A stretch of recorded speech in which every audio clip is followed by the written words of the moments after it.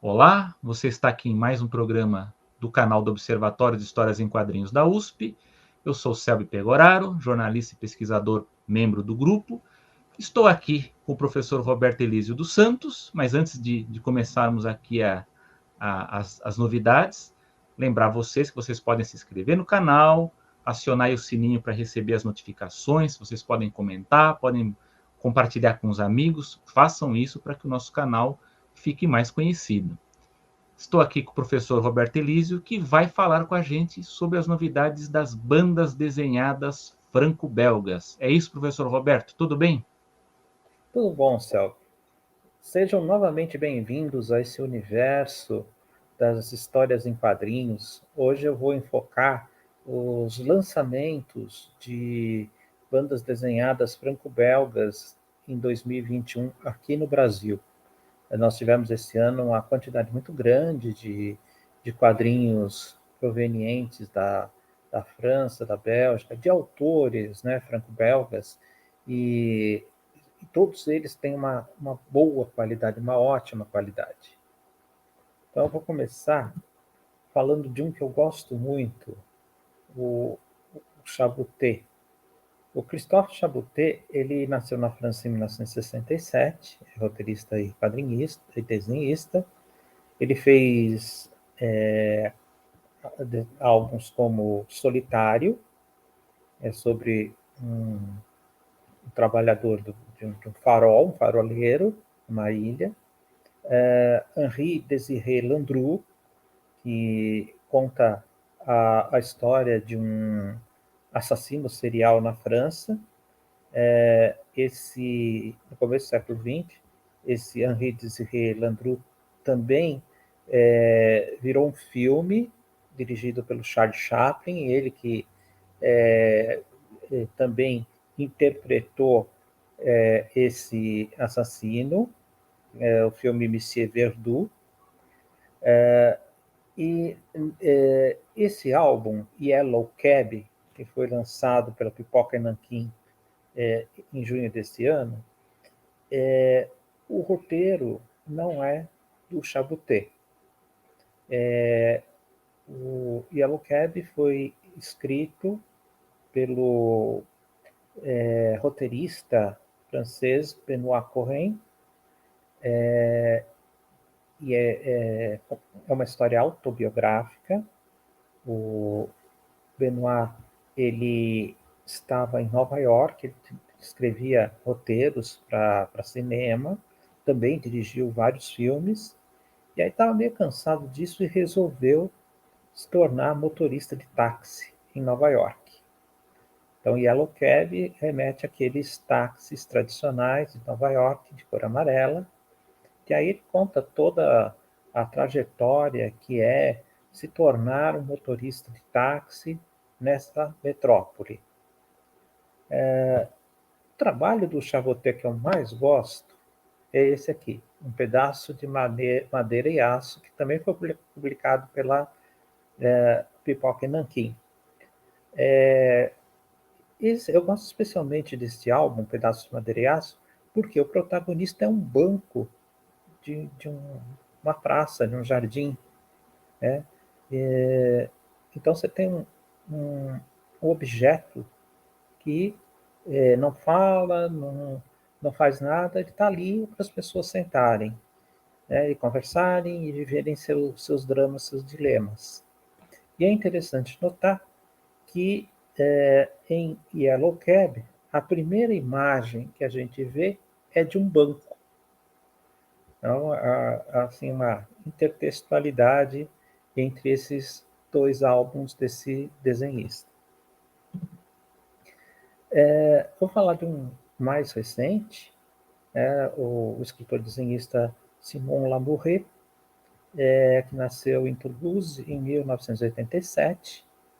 Ele viveu na Índia de 2013 a 2018, ele deu aulas de design de quadrinhos e desenho, né, na cidade de Bangalore. E aí, observando as pessoas, o próprio crescimento dessa cidade, depois que ele voltou para a França, ele fez esse álbum, o Alcázar, ou Alcázar, que mostra a construção de um prédio, justamente de nome Alcázar, tá? E esse álbum foi lançado pela editora Nemo em setembro deste ano. E aí a gente vê, enquanto o prédio é construído andar por andar, que, na verdade, o autor está falando de uma sociedade que é muito dividida em termos sociais, econômicos, étnicos, religiosos. Então, assim como os vários operários dessa obra, nós temos ali um retrato dessa cidade de Bangalore, né, e da sociedade indiana. O álbum ele acompanha um servente de pedreiro, sua mulher que está grávida, e o irmão dela, que moram num quartinho na obra, e vai mostrando esses relacionamentos desses personagens com o empreiteiro, com o dono da construtora, com o engenheiro, com os outros pedreiros, né? E aí a gente vê, né, essa sociedade heterogênea, essa sociedade que tem muitas diferenças entre as pessoas, as castas, as religiões, e este prédio está sendo erguido num bairro de pessoas com condições financeiras muito boas. E os operários são miseráveis, né? Não tem nem onde morar. Tá? Eles vêm do interior e pegam uma empreitada e depois tem que voltar para suas terras. É muito semelhante ao que acontece no Brasil. A gente pode ler o Alcázar e fazer relações com a sociedade brasileira. É interessante notar que cada andar que é construído começa na história em quadrinhos com um duplo splash page, uma página dupla mostrando mais um andar construído. Então a história narrativa vai acompanhando a passagem do tempo da construção desse edifício de luxo. Pele de Homem já é uma outra experiência estética narrativa.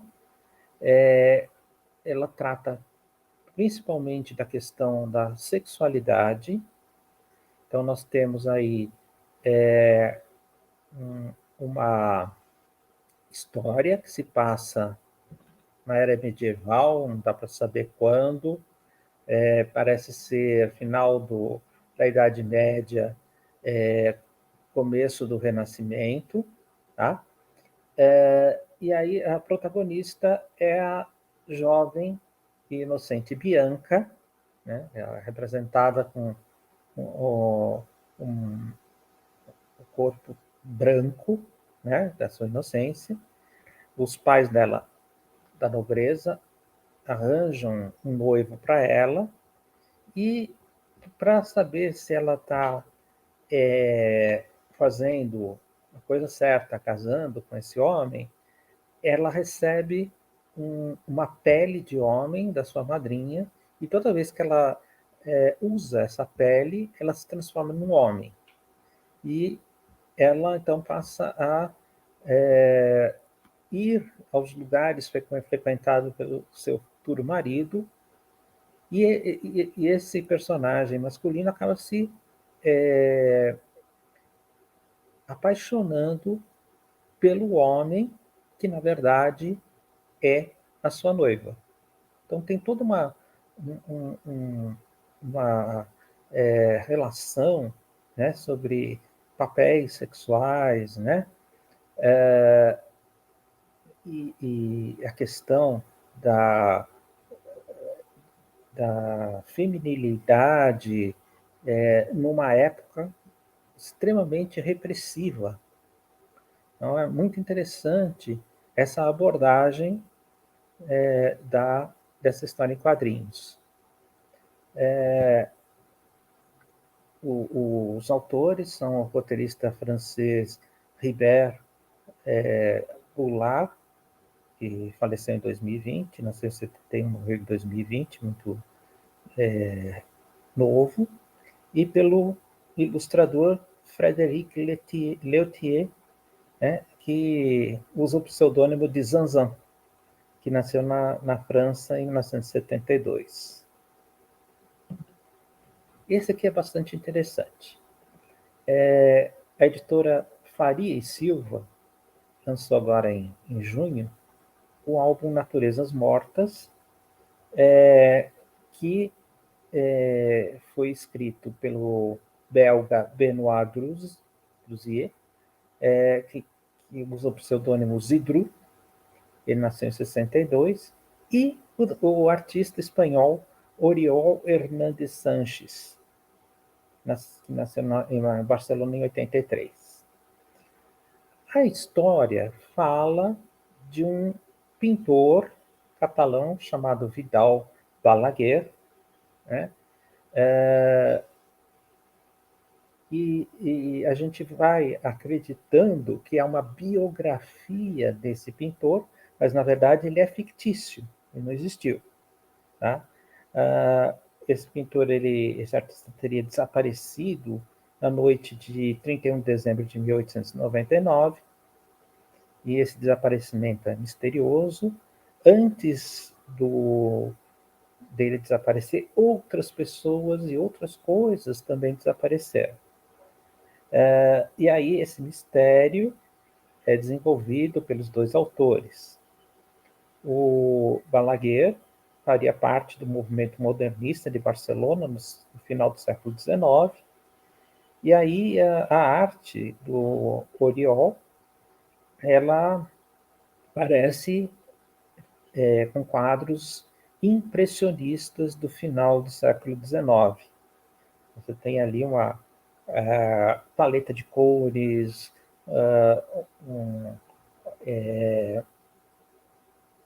uma paisagem, uma natureza muito parecida com quadros impressionistas. E aí, nessa narrativa ficcional, os autores narram como teria sido o fim da vida desse pintor. Tá? É bastante interessante que as cores, as obras, entre aspas, do Balaguer conversam com outras pinturas, outras obras de arte daquele momento. Aqui tem um quadrinho com um estilo mais caricatural, mais cartunesco. É do francês Pascal Josselin, que nasceu em 1973, e ele criou esse personagem, o super-herói imbatível. Aqui no Brasil, foi publicado em agosto desse ano pela editora Nana Books, e o personagem, o protagonista, esse super-herói, ele usa a metalinguagem dos próprios quadrinhos. Esse é o poder dele, a fonte do poder dele. Então a gente pode ver aqui do lado esquerdo, na primeira vinheta, o personagem, o super-herói, está passando a roupa, aí chega o cientista malvado com uma arma na mão, depois o cientista aponta a arma para o super-herói, e entre o penúltimo e o último quadrinho, o super-herói usa o ferro elétrico para queimar o cientista malvado, né? Então, essa metalinguagem, esse uso da própria narrativa sequencial dos quadrinhos, ela acontece em muitos momentos dessas histórias, que são curtas, normalmente elas têm de 1 a 4 páginas, tá? E os desafios, né, os antagonistas do super-herói imbatível são cientistas loucos, como esse que aparece nessa tira, que é careca como Lex Luthor. Ele quer destruir o mundo com suas invenções. E bandidos como o psicótico piadista, que é uma referência ao Coringa. E o Imbatível tem um estagiário, o adolescente 2D. Esse adolescente ele consegue pegar com suas mãos objetos, pessoas da própria história em quadrinhos. E aí, com esse estilo cartunesco, usando estética da linha clara, esse álbum reúne material publicado originalmente em várias edições da revista Spirou, lá na França, França e Bélgica. Agora, um artista conhecido aqui no Brasil, David B., que é o pseudônimo do francês Pierre-François Bouchard. Ele nasceu em 59 e passou a publicar bandas desenhadas em 1985. Em 1990, ele participou da criação do coletivo L'Association, que não é uma editora, mas é um grupo de artistas que publicam um quadrinho não mainstream na França, e são edições que têm tamanhos diferentes, né? Tem álbuns gigantes, tem outros que são menores, e foram eles, por exemplo, a associação que começou a publicou Persépolis, da Marjane de Satrapi. Ele se tornou um clássico dos quadrinhos atuais e foi publicado em diversos países, inclusive aqui no Brasil. Uma das obras principais do David B. foi Epilético, publicado pela Conrad no Brasil, autobiográfico, e também Pequeno Pirata, que é uma história, entre aspas, infantil, mas não muito, que foi editada pela Leia Barba Negra, aqui também no Brasil. O lançamento mais recente dele, que é o que eu vou comentar agora, é Incidentes da Noite, lançado pela Veneta, que é uma trama policial que envolve um jornal do final do século XIX, várias livrarias, são 20 livrarias em Paris, cada uma num bairro, muitos livros, a cidade de Paris, um antigo deus da destruição, livreiros, uma gangue, uma repórter, um policial caolho, vários assassinatos, e o B usa o seu estilo expressionista e um enredo kafkiano, uma coisa de pesadelo, tá? Que obriga o leitor a mergulhar nesse livro, como os próprios personagens vão mergulhando nos livros, nas livrarias, para tentar resolver os mistérios. E, finalmente, um quadrinho mais mainstream, o Asterix. O Asterix ao Gaules foi lançado em 59 na revista francesa Pilote e foi criado pelo roteirista René Goscinny, que também fez histórias do Lucky Luke, do Snow Good, e pelo desenhista Albert Uderzo. Desde 2013, os artistas Ferri e Conrad, né, assumiram os álbuns do Asterix, que ficou muito tempo sem ser publicado no Brasil. Agora, a editora Record voltou a publicar, né, as aventuras do Asterix, lançou Asterix e a Transitálica, que é uma história que mostra uma corrida de bigas pela Itália, e é como se fosse uma corrida de automóveis, com várias etapas, tipo corrida maluca, que tem um personagem, um corredor, que se esconde atrás de uma máscara, e o Asterix e o Obelix. É interessante que nesse álbum o Asterix e Obelix descobrem que nem toda a Itália era romana, né? Os romanos eram só de uma parte da Itália. E a edição mais recente do Asterix é o álbum Astérix et les Griffons, que foi lançado recentemente em vários países, né, na Europa e também nos Estados Unidos. Os artistas que estão à frente dessas novas histórias, o Didier Conrad, é um francês nascido em 59 em Marsella. Ele publicou histórias curtas na revista Spirou, e em 2012 foi escolhido pelo próprio Uderzo para dar continuidade às histórias do Asterix.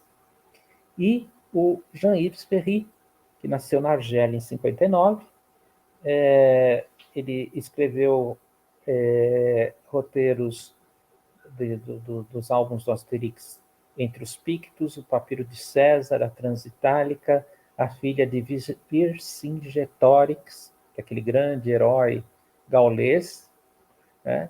E eles continuam essa tradição dos álbuns do Asterix, que sempre foram publicados uma vez por ano. Normalmente eram publicados uma vez por ano lá na França, chegaram a ser publicados pela Cedibra e pela Record aqui no Brasil, e agora estão voltando. Não sei quando esse Asterix e Les Griffons vai ser publicado aqui, mas já é uma boa notícia saber que a Record está retomando a publicação desses álbuns. Bom, eu espero que vocês tenham gostado, porque são publicações voltadas a diferentes públicos, né, com um material que, que tem artes e temáticas e roteiros, narrativas bem diferentes que podem agradar a várias pessoas. Obrigado, professor Roberto, e fico feliz que a editora Record esteja aí voltando com a publicação, né, do Asterix, e tomara que cheguem com rapidez, né, que não demorem muito para não ficar essa distância muito longa, né, entre o lançamento lá no exterior e aqui, né? A editora Record está programando para o ano que vem A Filha do Vercingetorix, para ser lançada no Brasil. Então, a diferença vai ser bem menor. Muito bem. Aos amigos do nosso canal do Observatório, se você tiver dúvidas, se você já tiver lido, se você gostou, se você não gostou, por favor, deixe o seu recado aí nos comentários no YouTube. Estamos à disposição aí para contatos. Enfim, faça aí a sua contribuição, a sua colaboração na discussão. E agradeço novamente aqui a presença do professor Roberto, que voltará em breve com mais novidades, né? Não é isso, professor Roberto? Sim, a gente vai sempre atualizando as publicações de quadrinhos que chegam ao Brasil, né? Que assim os leitores vão ter acesso a essas obras, a novos artistas, né? E vão poder escolher as suas leituras. Então, esse acesso ao que está sendo publicado no Brasil, né, é muito importante. Tá bom, então. Eu Bom, agradeço a todos e ao tá Selby. bom. Exatamente. Estaremos aqui em breve juntos para falar sobre mais novidades. Então é isso, pessoal. Um abração a todos.